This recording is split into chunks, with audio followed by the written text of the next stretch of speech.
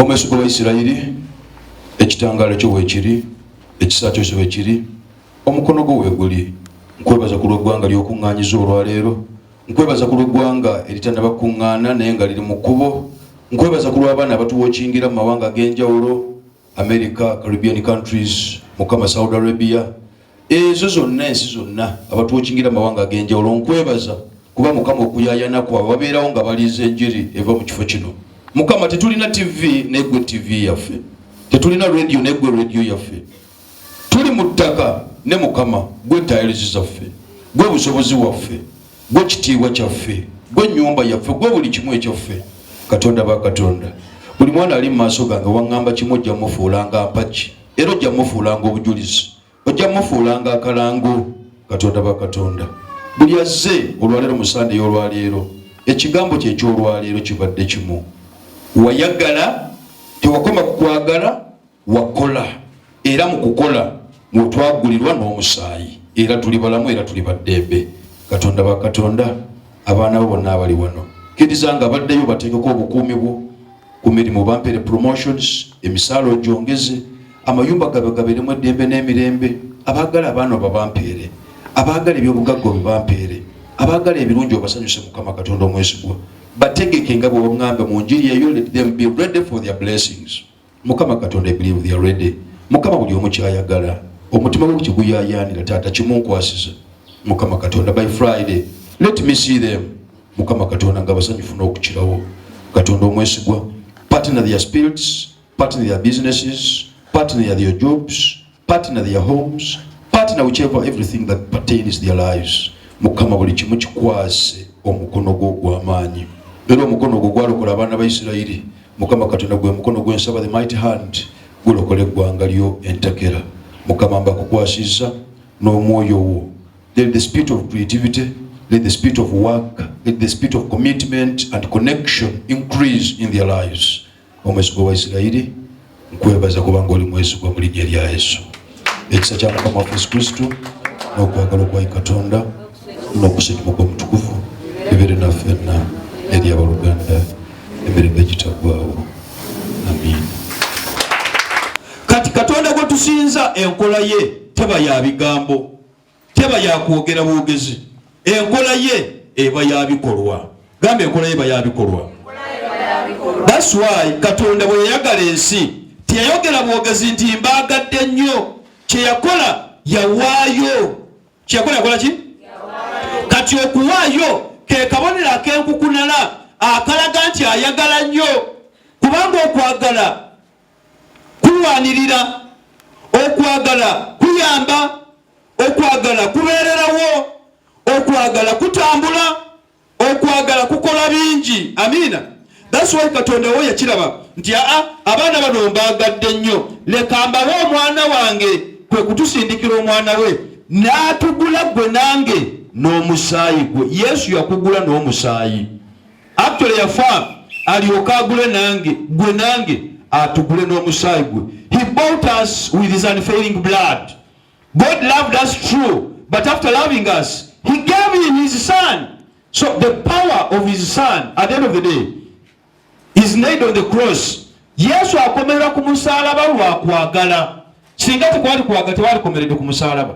Nate ku musalaba mwaviiramu amazzi, mwaviiramu n'omusaayi. So Katonda bw'ayagala awaayo. In other words, atuyigiriza ekintu kimu. Love seed. Gamba love seed. Akuyigiriza kusiga nti buli kyonna ky'okola tekikola makulu, not until you give in, not until you act, not until you do. Then whichever you believe will remain passive. A belief is in the heart. Waliwo okukkiriza okuli mu mutima. Ne bw'oba tokoze ekyo ky'okkiriza, okukkiriza okwo kuba kufu. Tekuba active, tekuba na bibala. Okukkiriza okuli n'ebibala kwekwo kwoteese n'otandika okukola. Ya kituufu mbadde njagala okugenda Wakiso, leka ntambule ngende wa. Ne bw'obeera wano ogamba nenjagala genda Wakiso, n'obeera bannange njagala genda Wakiso, bannange njagala genda mu katale, kati ngenzeeyo. Lwaki sigenzeeyo? Oyogera bwogezi totambudde. Ne bw'onootandika okutambula, ne bw'onooba otambula mpola mpola era n'otuuka wa? kati Katonda bwe yagala ensi kyasingira ddala okukola yawaayo omwana we onule omwana we yekka gwalina nsomera olunyiriri olwo Yokaana 10 nga Musa bwe yawanika omusota mu ddungu bwe kityo n'omwana w'omuntu kimugwanira okuwanikibwa buli muntu yenna amukkiriza abeere n'obulamu obutaggwaawo mu ye kubanga Katonda bwe yayagala ensi bw'ati n'okuwaayo n'awaayo omwana we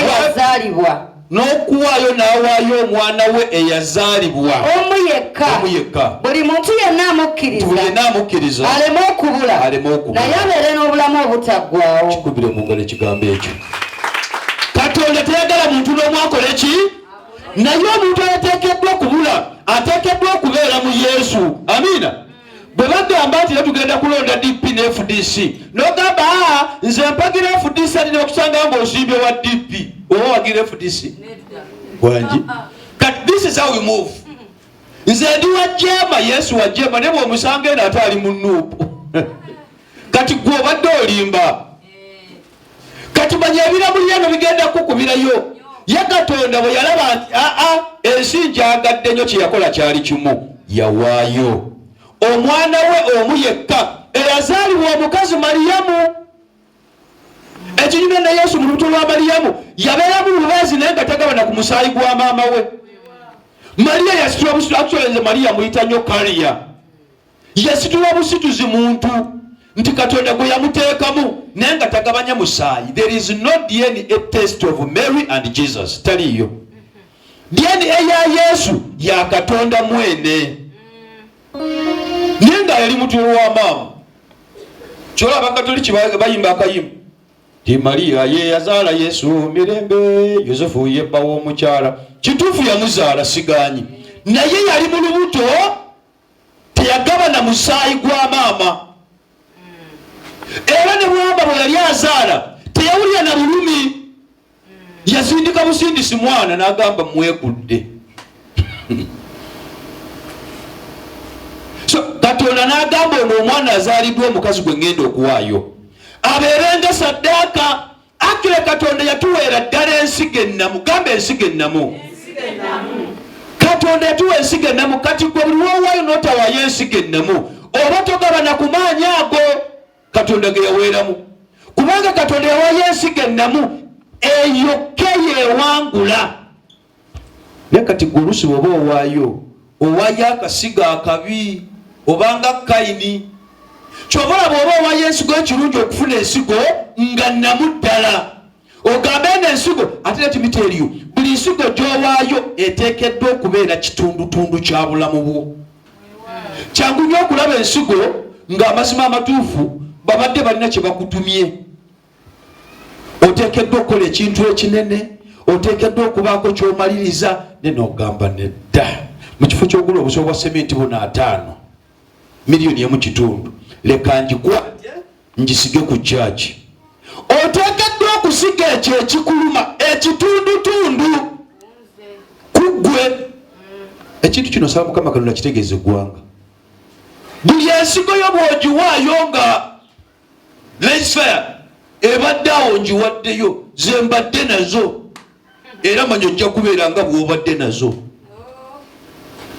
It should be kitundutundu ekikuleetera pain. Kiteekeddwa okubeera ekintu kyeweekuula.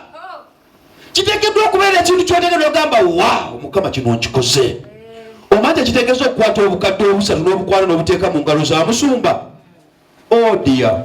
Bwe kitaba kisatu kisobola kikola. Omuntu kimwanguyira nnyo okukwata omutwalo n'ajjako 10,000. Ekyo kyangu nnyo. Nze ne katabani kange kamaka kasobola okukikola. Ekyo kyangu nnyo. Mitwalo gyange tero nziteeka 50,000 okuziwa Mukama. Naye okukwata obukadde 10 n'ojjawo akakadde kamu kitwala Katonda. Kitwala ani? Naye ate oli bw'aba talina ensonga eri nti olaba Katonda bw'eyagala ensi yagamba okwekuula. Bagamba yeekudde ekintu. Yeekuula. Katonda kati yeekuula. N'agamba bano kambawo ensigo ennamu ate nkikola once and for all. nti buli omwana atunuuliranga ensigo eno, buli omwana agikkiriza agenda kufuna obulamu obutaggwaawo. Yatusigira bulamu. Inaabawadiza ensigo ereeta obulamu. Ensigo ereeta ki? Ensigo ereeta egaba obulamu. Musa yawanikanga musota mu ddungu, buli yagutululangako ng'awona. Kati wano Katonda atuwadde omwana we ng'omusota, nti buli yagutululako obusagwa obuli mu Yesu bujjawo ebbanja mu linnya erya Yesu. Obusagwa obuli mu Yesu bujjawo ekirwadde mu linnya erya Yesu. Obusagwa obuli mu ye bujjawo abakusekerera, abakuvuma, abeeraguza abo ku mizigo gy'ewammwe. Obusagwa obulimu abooluganda buvunnamya omulabe mu linnya erya Yesu. Yesu alina obusegwe.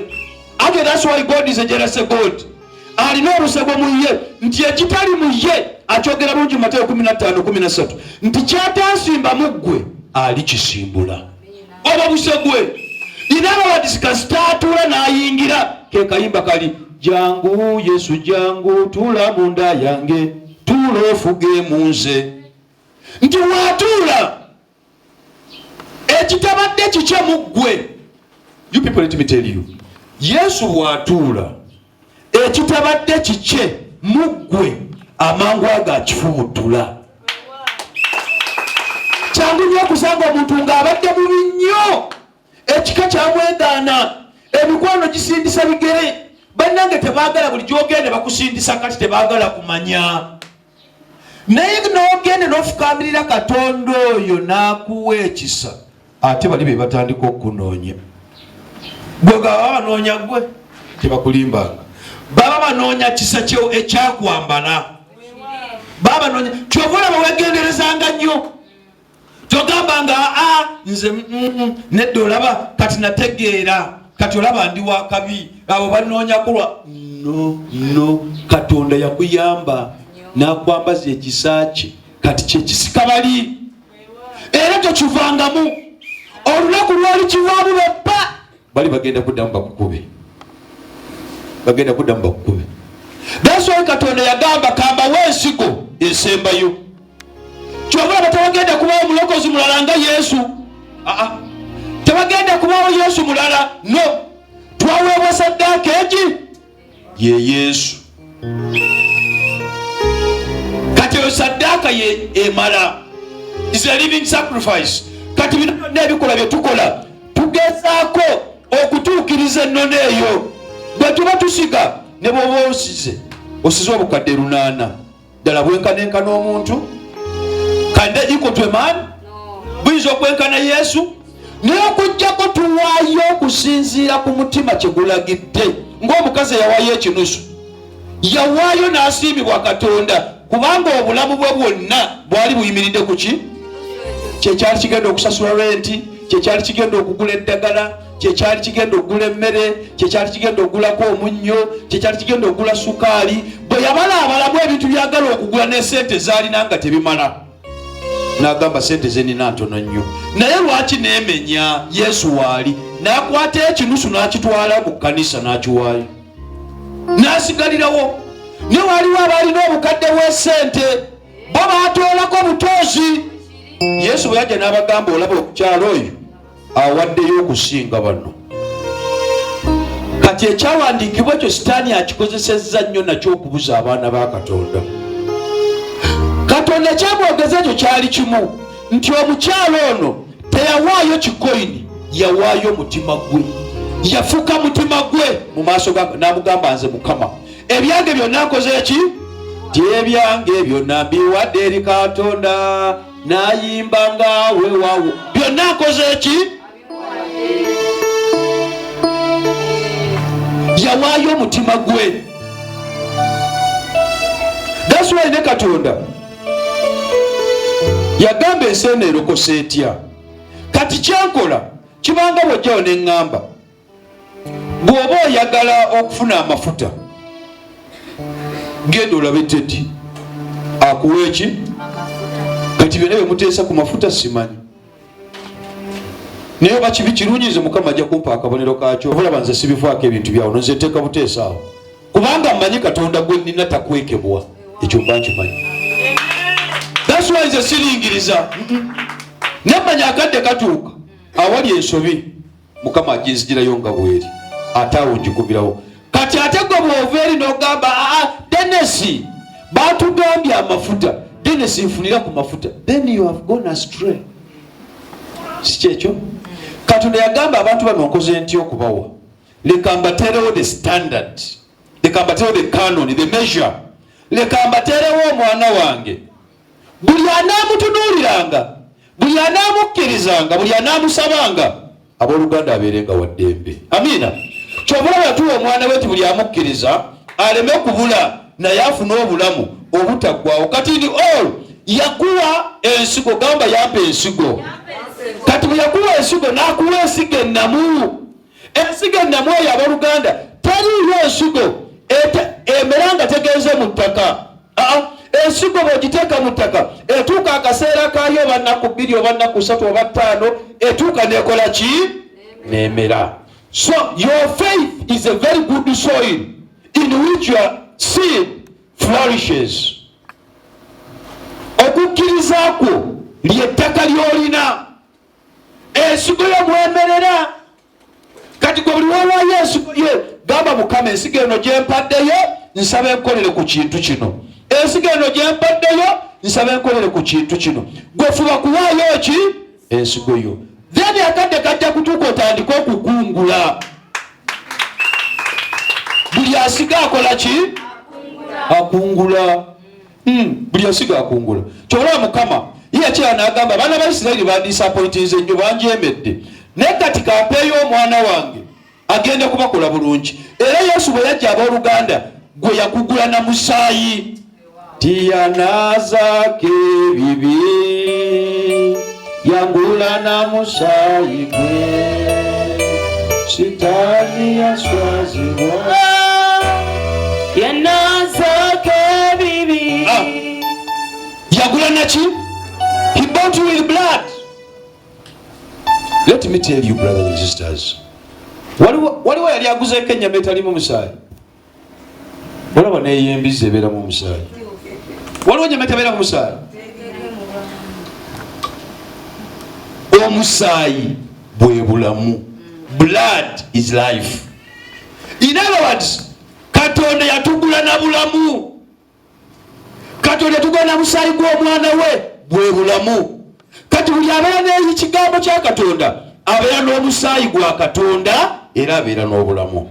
That's why Mukama Katonda ateeke ekitangaala ky'obulamu mu bizinesi yo, ateeke ekitangaala mu makaago, ku mulimu gwe ateekeyo ekitangaala, mu baana bateekemu ekitangaala, mu bigambo byateekemu ekitangaala, mu byotambulira mu byolowooza byokola ateekemu ekitangaala kye, kubanga ekigambo kye kitangaala ate bulamu.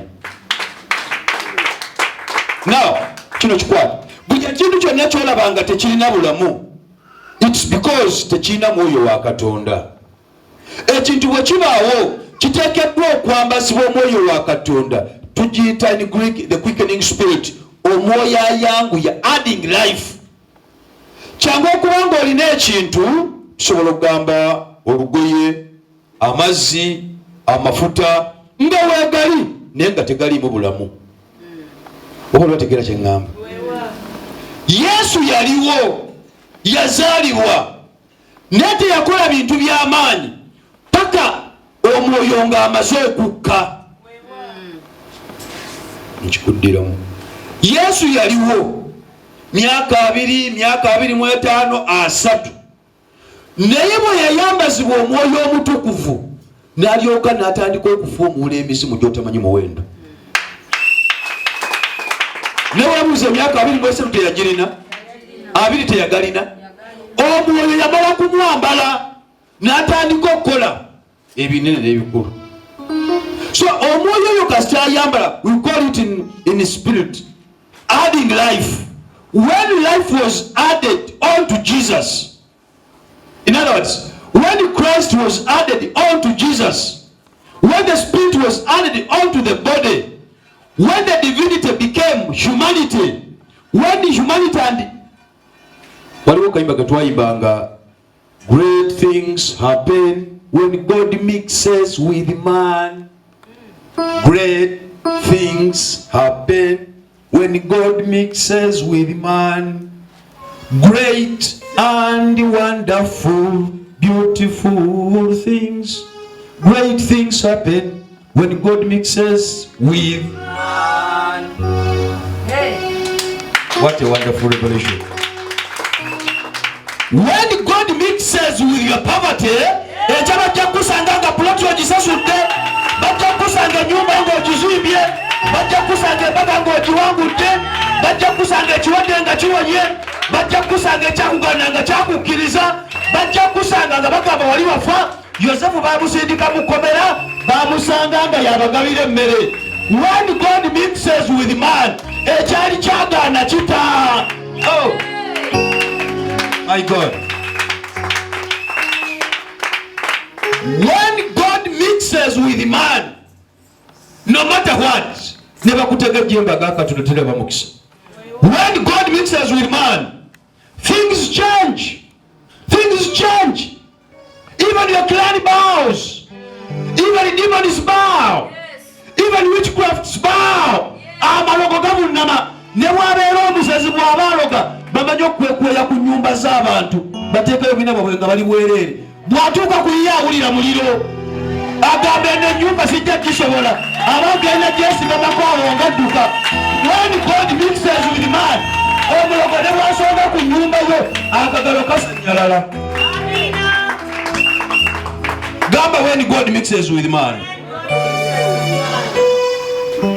Katonda yakuwa nsigo gy'oteekeddwa okukkiriza. Yakuwa ki? Gy'oteekeddwa okukola ki? Yakuwa erinnya lya Yesu. Erinnya lyo Yesu nga lya kisa, kutulyogera emizimu nga gidduka. Waliwo akayimba awo. Demons bow. Demons bow at your presence. Sing that stanza. That yimba katokoka. Demons tremble at your presence. Demons do what? Soko kande mwako. Demons tremble at your presence. Kande mwako. Demons tremble at your presence. Kande mwako.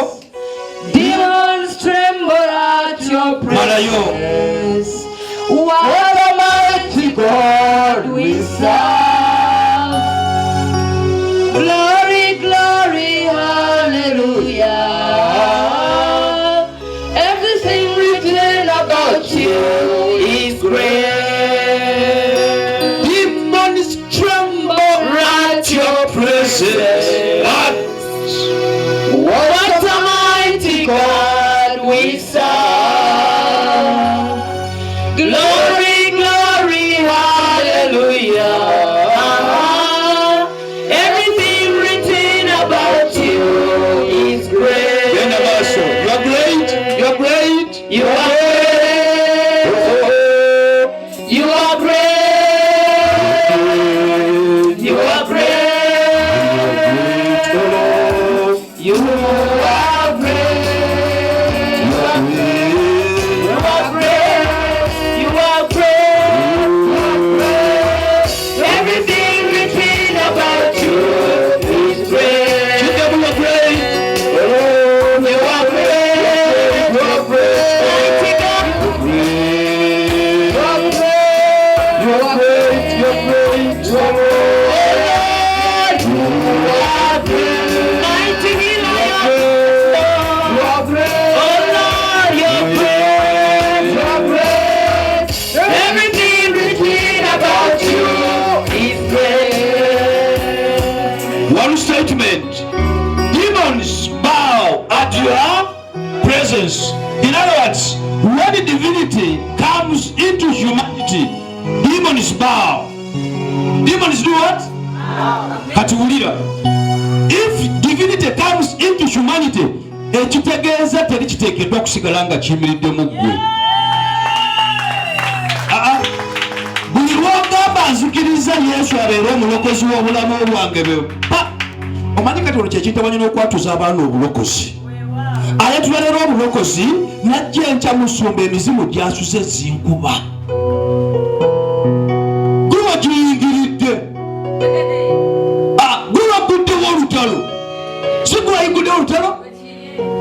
lwaki tuyagala girwane? Musumba nabadde ntambula nensanga embwa majipu negikwata mu kamwa nennuma akagalo. Yekugambye ogikwate mu kamwa. Saba ow'amaanyi oyo wamukutewa kati naye alwana. Ate jjukira bamukukwasa bagamba abo abaana tebateekeddwa kulaba ssanyu paka kufa. Kati gw'obula n'ogamba Mukama nze nalaba okunywa ekika kyange njagala wandiika erinnya lyange mu kitabu ky'abalamu olijja mu kitabu ky'okufa. Gwoddukako omumanyi yoli gwe bawenta ennamba, yoli gwe basalirako embuzi, yoli gwe bawa omuntu. Kati bw'oba tosibye amazima ajja kulwanisa paka lasiti.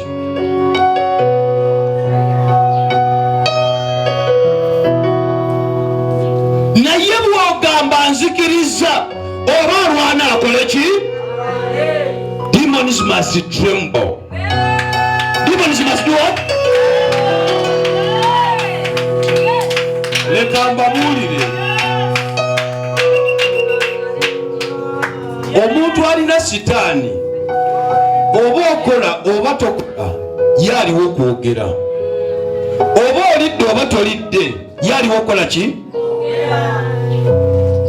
Kati gwe bw'oba olina ate namwe aba mukikozesa kajanja.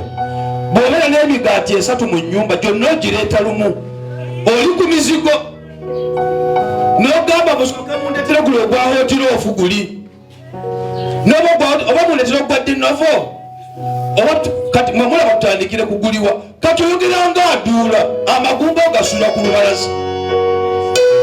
Toba provokinga nnyo. Jjayo tooseemu olire mu ffumbiro lyo tewetaaga kubasammulira. Bw'oba okirina si buli omuntu akoze eki? Tobasoomooza. Tewali malayika ekola nga tugiragidde. Angels are there to be commanded. If an angel is not commanded, then the spirit cannot work. Amen. That's why buli lwoga Mukama njagala kubaako kyenkola mu nnyumba yo. Situla ekigere, situla endowooza, kyusa enzikiriza, kyusa enkola. Mukama Katonda agenda kusisinkanya ky'omusabye mu linnya erya Yesu. Tomugamba Mukama Katonda asaba omponye ate n'otandika newadde era twamaze service naye era mpulira muno kasigaddemu. You are praying as a pagan. Osabanga mukafiiri alina Katonda bw'osaba. Bayibuli egamba mu Maaka 11:24 nti ky'osabye Katonda agenda kikuwa kigenda kubeera kikyo. So bw'oba okusabye manya buli kimu kikoze eki.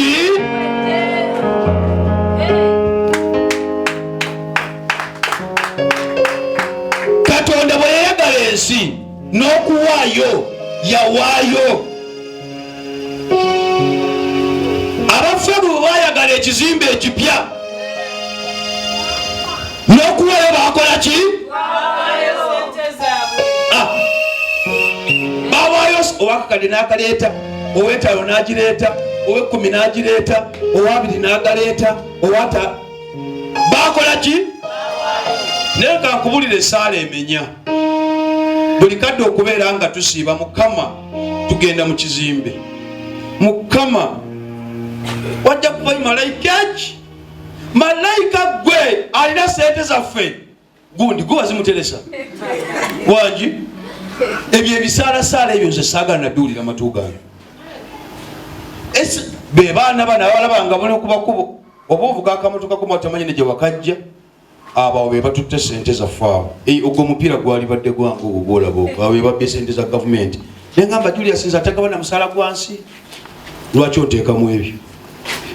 Kati ebeera essaala otandika okusaba essaala ng'ekumenya. Ne bw'oba oyagala kankubule oba oyagala okusaba essaala gye weenyumirizaamu. Whenever you pray, take time to act. Take time to do. Kyobala bw'oba ogenda kusaba essaala manyanga ky'osabira. Otwale akaseera okole ekyo ky'osabye. Mukama akusaba mulimo, twala akaseera teekawo omudaala. kuteekawo ki kubanga Katonda tagenda kuwa mukisa in open air. No, Katonda is going to rest a blessing ku mulimu gwo. Ekyo kyotandisewo Katonda kyagenda okuwa ki omukisa. That's why Katonda kiraba bwe yagala ensi teyayogera bwogezi, yawaayo. Yakola ki? Mukama tusaasire guno omwezi oba guno nga tegunaba kugwako waakiri Mukama leka tugende ewaffe. Naye emikono nga ngisibi sina kyenkola. Ogamba onoovaawo wano oba onoovaawo esaala eba yabwereere.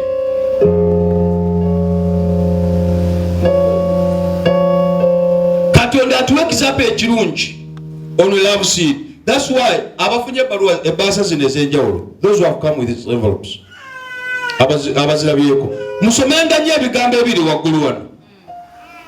Building love seed. Katonda bwe yatonda ensi olubereberye essuula esooka olunyira olusooka okutuuka olwokusatu, yatonda eggulu n'ensi, naye ensi yali empty. Ensi yali etabanguse. Gamba yali etabanguse. Naye omwoyo wa Katonda yali waggulu ku mazzi. Omwoyo teyaliwo. Naye yonna nga weebiri, Katonda n'agamba leka wabeewo ekitangaala. Let there be light. Awabadde hopelessness ne wajjawo hope. Awabadde confusion ne wabawo order. Kyova olaba Katonda bw'aba agenda okukukwasa ebibye, kyasooka okukola is to give you order. He makes sure that you are orderly. He makes sure that you have peace. He makes sure that you have joy. He makes sure that you can forgive. He makes sure ebyo making sure nti omwoyo kati abikuwadde. Katonda tateeka kikye awali confusion. Kyova olaba ne bamutya ne mukubagana mutya, mbaleka ne mukubagana. Nze nsigala ntunuulira Katonda wange. Kubanga Katonda waffe takolera mu patience, akolera ku Julius. Takolera ku Kiza, akolera ku ani? Takolera ku Anaba, akolera ku ani? Nze nkulekera mukavu yoko ne ngamba oyo munkubire. Naye order eri luddawa ewa general.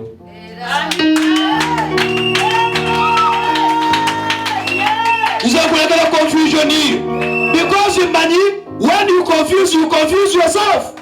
The God I serve is not your God. The God I serve is my God. He sees me orderly. He sees me organized. So if you are disorganized, ajja kukuba wekka. Ero jakka ulira wekka. Ebintu byonna tutumalaga bigwamu. Buli ekintu kyolaba wano gololaba nga kiringa kisukkulumya. Tekisobola kusukkuluma okusinga Katonda gwe tusinza. Katonda asobola kuwa order ye n'agamba mwana wange kino kitambula bwe kiti. Kino kigenda bwe kiti. Kati awo n'akukwasizaawo n'amanya n'ategeera nti kati omutegedde n'alyoka n'atandika okuyiira omukisa. Kayagala akuwa ekintu ekigenda okufaako.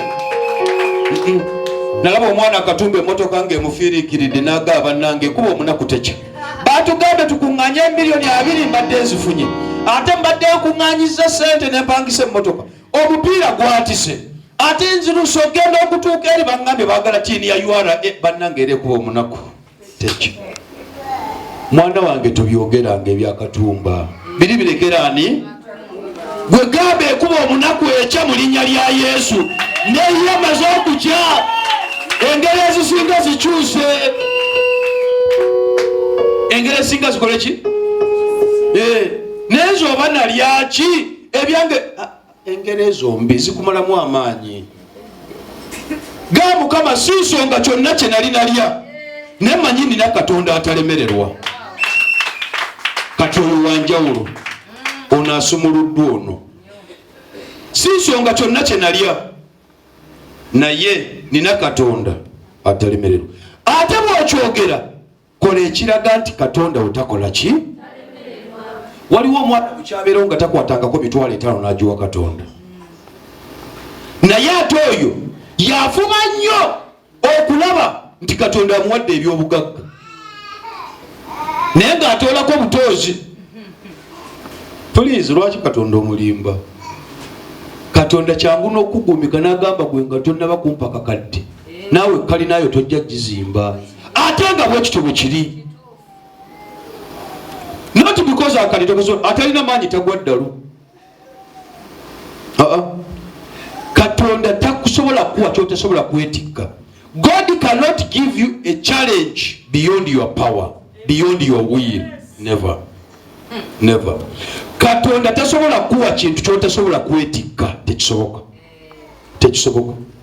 Katonda buli kyolabanga kiringa ekikutuddeko abaakugamba olina amaanyi agakisitula.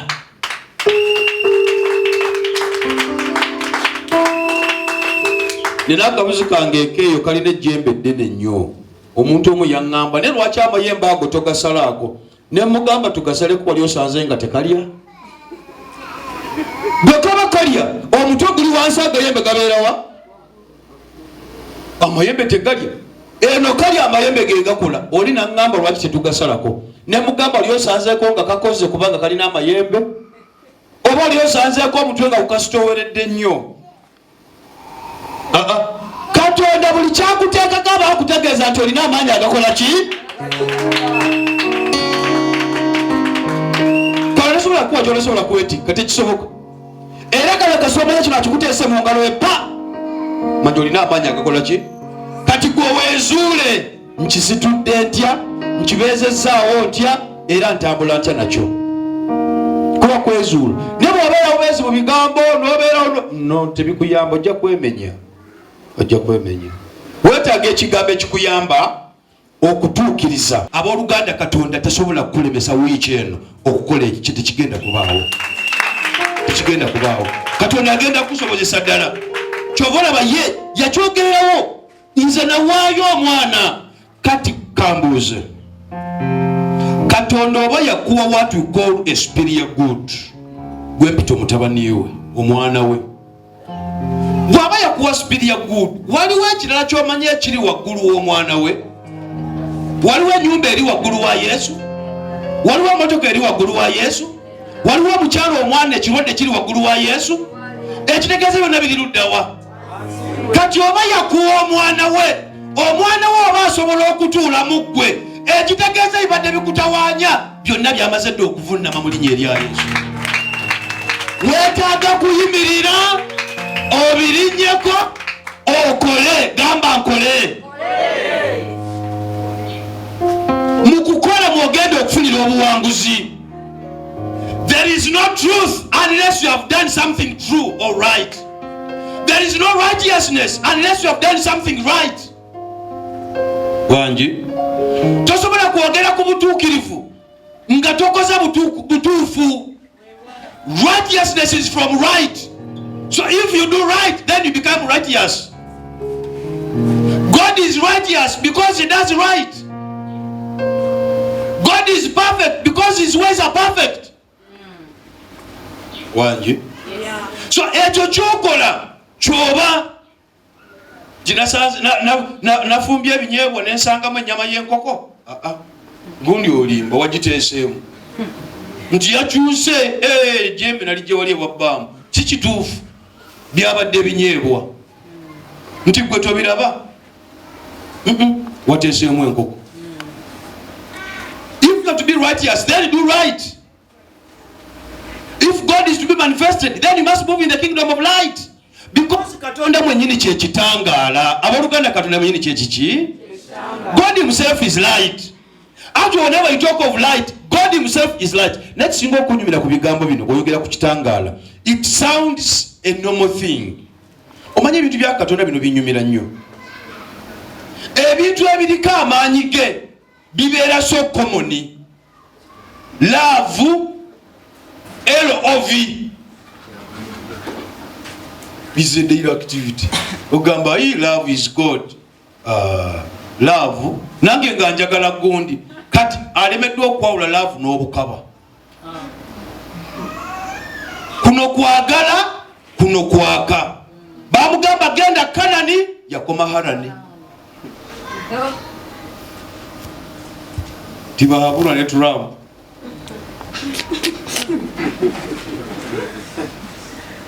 Gemanyi gafaanagana titi bwoba otamanya woolonda ogenda kwesanga oli mu America nti eno America eno Uganda. Please, this is Uganda. Okubeera titi tekitegeeza eno America. This is Uganda. Ye Katonda yakitukolera bulungi nnyo. Yagamba sijja balekanga bwe muli. Kambawo omwana. Buli anaamwekwatako nga muwa obuwanguzi. Kamba bulira abooluganda teri asobola kwekwata ku maanyi. Bw'oba oyagala mu nsi obuwanguzi katumalirize. Olina okwekwata ku maanyi. Gamba olina okwekwata ku maanyi. Amaanyi gali jasika mirundi ebiri. Amaanyi amabi n'amaanyi amalungi. Gamba amaanyi amabi n'amaanyi amalungi. Kati gwalonda mu gwe weeyagalira okutwala. Gwalonda mu gwe weesalirawo. The choice is yours. Ne Bible yegambye those who believe in light, those who believe in Jesus will always be victors. Mujja kufuna akatabo ako nawandiika kaliko unveiling the kingdom of light, unveiling the kingdom of darkness. Nawandiika ku bwakabaka obuli bwa mirundi eki. Kati bw'ogamba nti njagala obwakabaka bwa Katonda, then kola eby'obwakatonda. Buli batugamba bannange, buli omu yeekwatteyo agenda afuneyo emitwalo nga 15 wiiki eno wakiri ne Jackie, my daughter Shamimu, wakubye mwaka faananyi ng'olaba Sunday ejja nga tuli mu Yerusalemu City. Wakubye mwaka faananyi ako n'okalaba. Nze simanyi obakulu ndisaba n'essaala kuba ndibeera n'essanyu ly'otamanyi muwendo. Ndijja buzi ntambule butambuzi tayirusi nga ndaba enfuufu tenkoona nako ne ofiisi nga nnene nnyo nga ndaba awenna nga atudde eri ali yekka nga ndaba ne bantasesaza eri balina ofiisi yaabwe nga ndaba ne eseza alina ofiisi ye eri. Oba kuolwo ndisaba essaala simanyi nakumanya. Ne bali obaddeko nga wenda ekintu kye weesunga mu bulamu. Zalama madamu yali agenda kuzaala yayeesunga ng'omwana agula keesi n'agula obugoye buli wayita abantu wakiri agulayo ka stocks. Ne bamaama Mukama abawa omukisa bannange. Gwe kyotalowooza oli kyabeera akola ki? Obeera okola shopping ne kati nange ngenda kukola window shopping mu service eyo esooka. Tugiyita window shopping. Nanti ndabe bulabe bayita sensors balina office yaabwe wali. Okay. Wano ba Farm Development Partners Covenant Children balina office yaabwe wano. Okay. Wano ebyuma byaffe byonna bitereredde wano. Kama yebali. Wano entebe zaffe zonna zipakingiddwe wano. Okay. Kati neeri waggulu muteekeyo akalabirwamu abakyala abazenga balina ebitaka basobola okweyisaako akantu. Muteekeyo akalabirwamu eri. Yes! Obadde kikwe. Oyita eri emmanju n'oteekayo akaki? Ne Katonda ebirungi abyagala. Wulira omwana ono. Muteekeyo ekirabirwamu ekinene. Eri nga mu naye ate mujja kugendanga nnyo mu common places. Kubanga nali nagamba omwana oli John atukuumira wali atuna endabirwamu ennene agiteeke mu biyigo mu common places mu baami ne mu bakyala ateekeyo. N'ate buli kaseera oyinza okulaba nga abaana ekyo tugenda kikyusa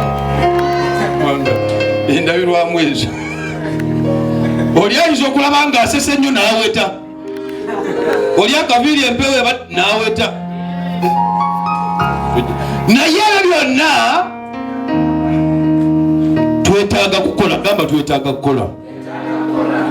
Kati nno soma ennyiriri zino tusabe. Nsomere ennyiriri ezo 17 nsomere olunyiriri olwo.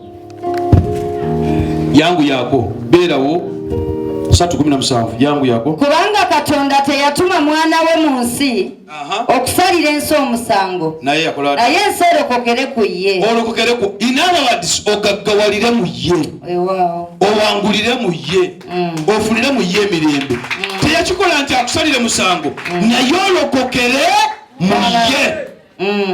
In other words byonna byoyagala biri mwani. Twaberanga n'akayimba akagamba biri mu gwe byonna ebyange gwe busika bwange olokokere. In other words minus him there is no salvation. Soma ennyiriri ezo. Kubanga Katonda teyatuma mwana we mu nsi okusalira ensi omusango naye ensi erokokere ku ye. Amukkiriza tegumusinga. Waliwo amukkiriza wano. Weewaawo. Kati kyobadde owulira nti kikuwangula ekiteekeddwa kuwangula buli ali wano ng'owulira waliwo ekikuwangula then tonaba kubeera mu Yesu.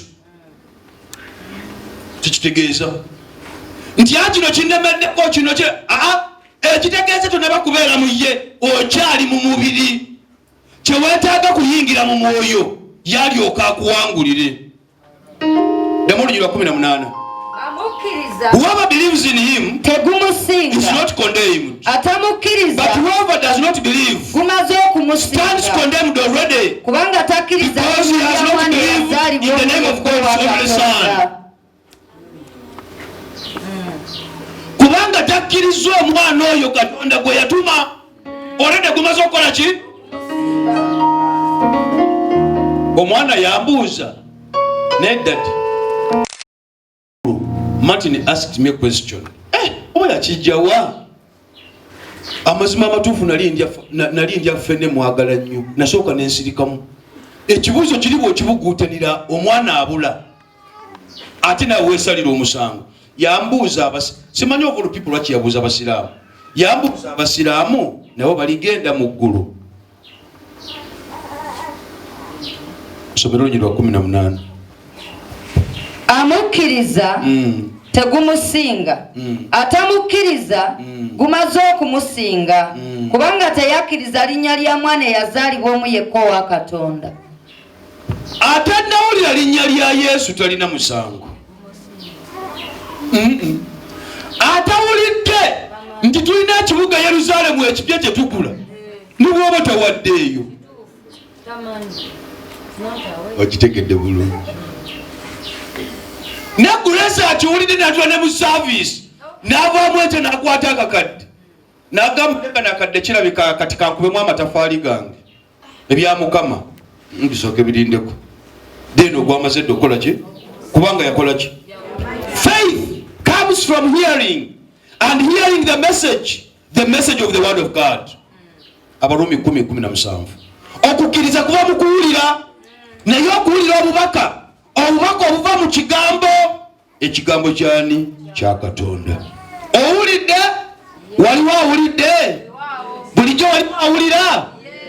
Kati okukola n'obutakola biri mu mikono gyo. But this is the verse.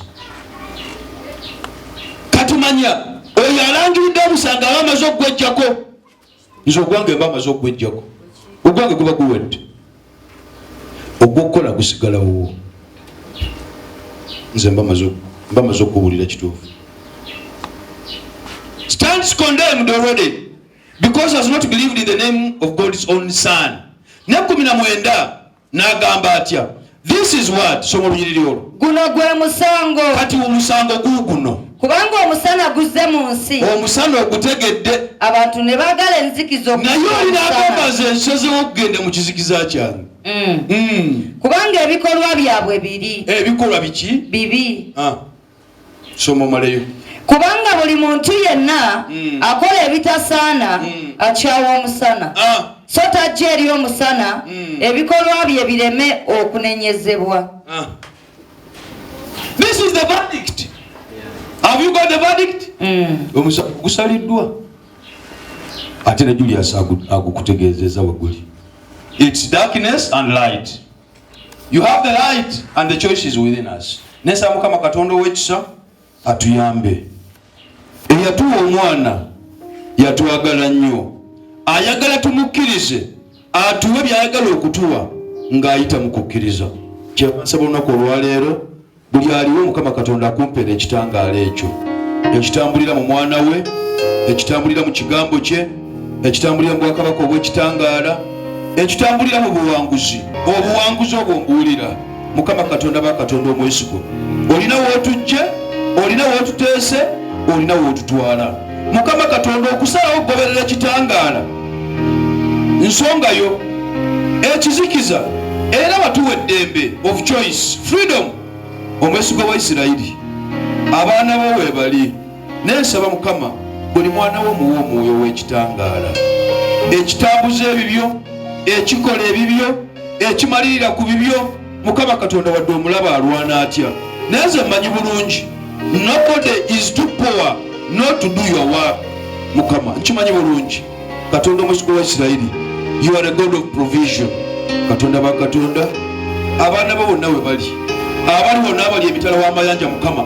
Enable them, because minus you nothing can be done.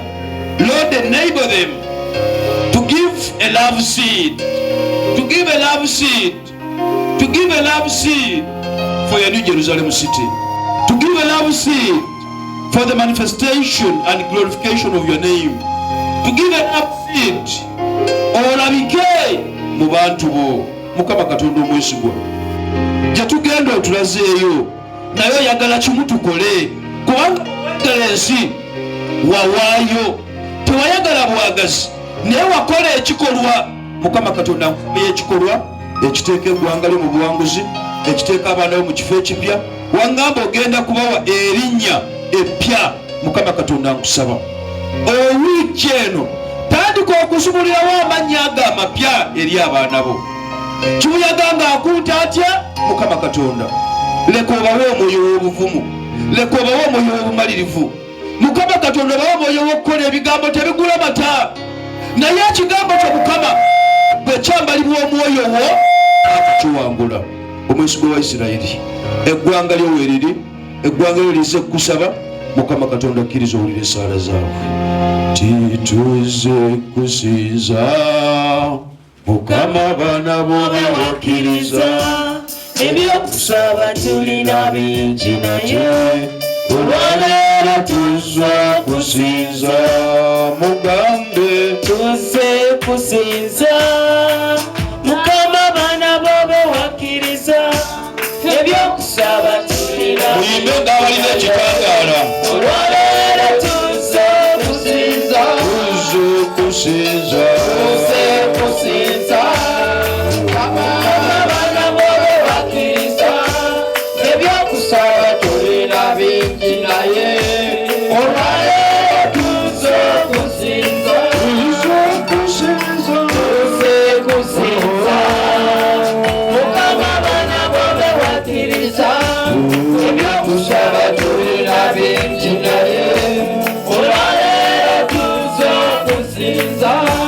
olwaleero tuzze tukuwa ekitiibwa Mukama. Olwaleero tuzze kusinza. Olwaleero tuzze tukuwa ekitiibwa Kabaka. Olwaleero tuzze kusinza. Olwaleero tuzze tukuwa ebyaffe Kabaka. Olwaleero tuzze kusinza. Olwaleero tuzze n'ebirwadde byaffe Mukama. Olwaleero tuzze kusinza. Olwaleero tuzze obunafu bwaffe Mukama. Olwaleero tuzze kusinza. Olwaleero tulese mabanja gaffe Mukama. Olwaleero tuzze kusinza. Olwaleero tulese obutakkiriza bwaffe Mukama. Olwaleero tuzze kusinza. Olwaleero tulese ebirwadde byaffe Mukama. Olwaleero tuzze kusinza. Olwaleero tulese amayumba gaffe. Olwaleero tuzze kusinza. Olwaleero tuzze okusinza Mukama. Olwaleero tuzze kusinza. Buli omugamba Mukama, olwaleero nziza okusinza, nziza okusaba ekitangaala. Gamba ekigambo ky'olwaleero Mukama kibadde kitangaala. Gamba nkiyize kyokuyita mu ku nsigo watuwa ekitangaala. Gamba nsaba nange ntandika okukola ebikolwa ebiraga ekitangaala. Gamba omwesigwa wa Isirayiri, nemera ku ggwe kuba ggwe bulamu bwange, ggwe makubo gange, ggwe kitangaala kyange, ggwe byange. Gamba nsaba olwaleero Mukama obeere makubo gange, obeere kisa kyange. Gamba nsaba ensigo yange enfuule ng'ow'enjawulo. Gamba buli kye nnaakwatangako leka kirabe ng'omukono gwo, leka kirabe ng'ekisa kyo, leka kirabe ng'obuyinza bwo. Gamba ayi Mukama, olwaleero nzize mbadde n'ekizikiza kyange, mbadde n'obutamanya bwange, mbadde n'okutya, mbadde n'okweraliikirira, mbadde n'obutakola mu mbeera ez'enjawulo, mu bintu eby'enjawulo. Nensaba olwaleero Mukama ompe ekitangaala kyo, ompe ekitangaala kyo. banikira bulungi emikono gyo.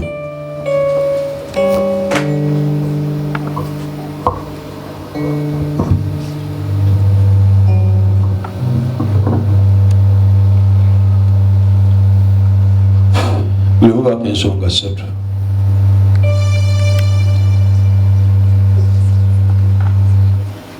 Nsaba omutima gwo gusaba ennyo naye omumwa gwo nga gusiriza. Nsaba omutima gwo gusaba ennyo. Let your heart speak louder though your mouth is not open. That's the power of a silent prayer.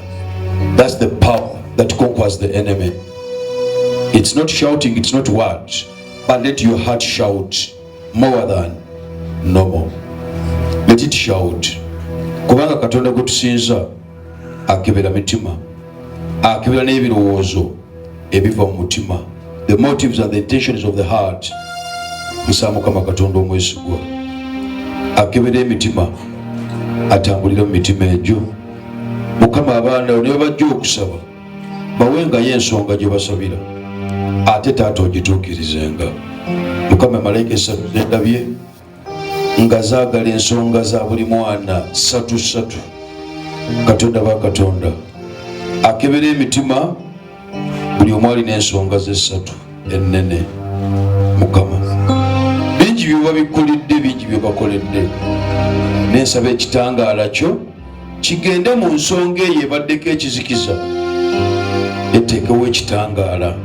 Mukama leka babeewo ekitangaala mu nsonga eyo, leka bawewo ekitangaala mu nsonga eyo. Kubanga gwe bw'oyagala ensi wawaayo n'okuwaayo ekitangaala. So omusango gusaliddwa, ategedde Yesu ali mu kitangaala, atannamumanya ali mu kizikiza. Nkwebazayo Mukama ku lw'eggwanga eririwo wano, kubanga olwedde bali mu kitangaala kyo. Katonda ba Katonda, nsaba osumulula amakubo ag'ebyenfuna, osumulula amakubo ag'obuwanguzi, osiba amakubo ag'obupangisa. Katonda ba Katonda, osumulula amakubo ag'obwannannyini, because you are the Lord of lands. Katonda omwesigwa alamulira buvanjuba, bugwanjuba, mu mambuka, masekati ne maserengeta. Omwesigwa wa Isirayiri gwe Katonda atalemererwa. Nsaba okwata ensonda ezo zonna, oggyeyo emigabo gy'abaana bo gibampeere, ate obateeremu n'ogugwo Mukama ng'olaba obwesigwa bwabwe. Katonda wa Katonda akkiriza. As this week I'm going to covenant them to the power of your wealth. Buli omu omusobozese Mukama Katonda okukwata ekinene, nga bwe owaayo omwana wo omu yekka amukkiriza abeerenga mulamu ate alema okubula. Mukama tewayagala bwagazi, tewakoma ku bigambo, tewakoma mu kajemba, naye wakola. That's what we call active faith. Mukama olwedde watulagadde okukkiriza kw'olina eri ebitonde, moreover lower beings, watulagadde okukkiriza okwo. Katonda omwesigwa tusobozese, sobozesa buli mwana ali wano n'ali emitala w'amayanja eno wiiki okubaako omukono gw'omukwasa ogw'amaanyi ogukujjako ekivume, ogukujjako ekivume, ogukujjako ekivume. Mukama, special Friday of this week, the covenant service of this week Friday, Mukama nga ngenda okusinkana abaana bo Ssekinnoomu, nga buli omu musiiga amafuta mu mikono gye, kubanga emyoyo egyo egimu gikutta abakyamu. Kyova abadde abamu balemererwa bizinesi nga tezikutuka, naye kkiriza olwaleero Mukama tutandike okutambulira mu mafuta ago agatutwala ku lunaku olwo lwennyini, ng'ogabirira, ng'owa obulamu, ng'owa essuubi, ng'owa buli kimu omwana wo kyakusabye. Mukama ebintu ebisatu bye tusabye, kkiriza buli omu okumukwatiramu, omumpeere. Asaba kyatategedde, ne mutegeeze nti kyasabye okiwulidde, ng'omuwa akabonero. Mukama Katonda, buli omu byasaba biri mu mikono gyo. Teri kye tusaba ky'otasobola kukola, teri kye tusaba ky'otasobola kukola, naye kimanyi bulungi, you cannot offer beyond man's will. No. You cannot offer beyond what man's faith. No. Mukama nsaba oyongeza okukkiriza kw'abaana bo basobole okusika ebinene, balabe ng'ebisoboka, balabe ng'ebimaliriziddwa, balabe ng'ebisobose si lw'amaanyi gaabwe, si lwa buyinza bwabwe, ne lwakuba bali naawe wangula. Katonda omwesigwa,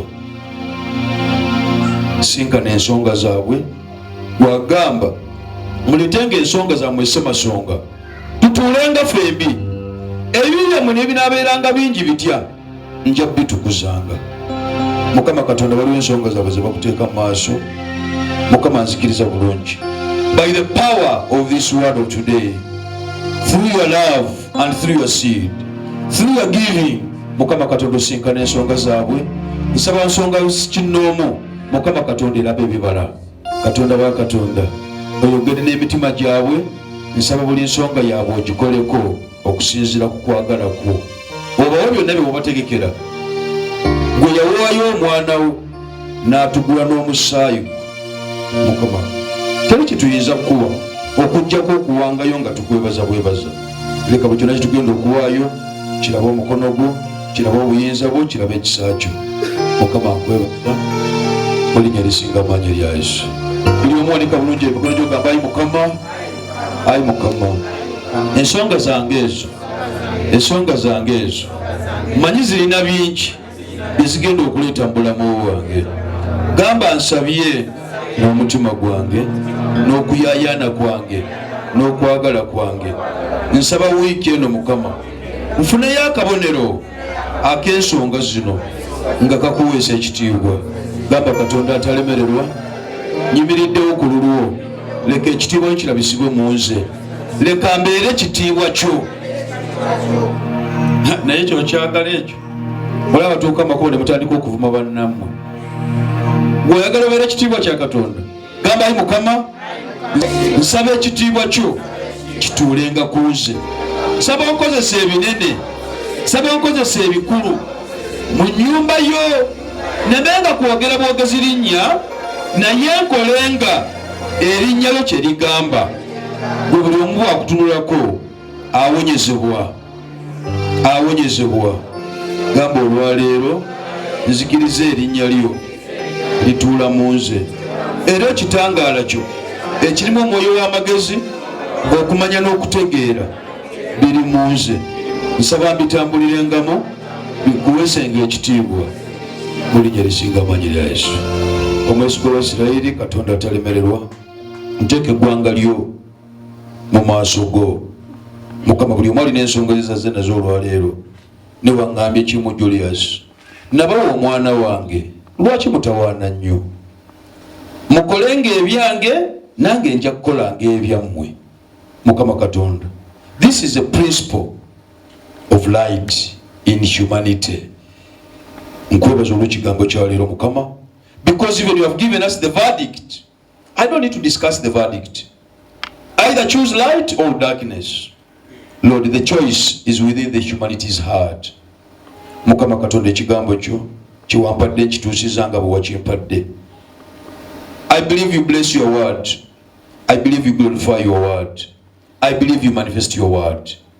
Omwesigwa wa Isirayiri, ekigambo kyo ne bwe nkyogera ntyanga ennimi nga bamalayika, naye nga tekiriiko bikolwa, it's as good as nothing.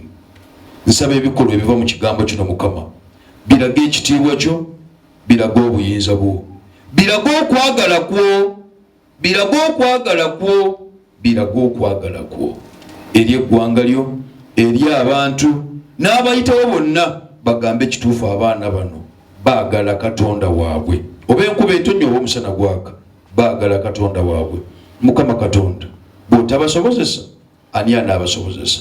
Ekigambo kyo bakiwulidde, ekigambo kyo bakiridde. Mukama kkiriza okukiteekako ebibala mu linnya erisinga amaanyi erya Yesu.